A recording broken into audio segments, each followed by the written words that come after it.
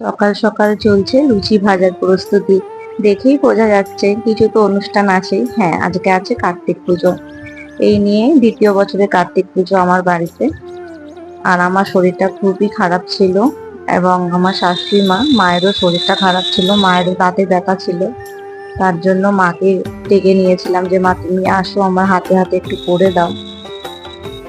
দ্বিতীয় বছরে কার্তিক পুজো আমি নিজে বাড়িতে একাই করেছি, যেরকম ভাবে আমরা পুজো করি আর কি।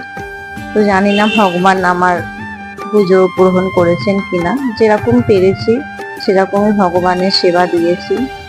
আশা করি তৃতীয় বছরে বা পরে যখন কার্তিক পুজো করব সেটা আরো বড় করে সুন্দর করে করব। এই যে আমার শুধু কার্তিক বাবা না, আমার বপু বাবাকেও আমি পুজো দিয়েছিলাম সেই দিন ভালোভাবে। এখন পুজো শেষ করে আমি এখন বসেছি প্রসাদ বিতরণের জন্য।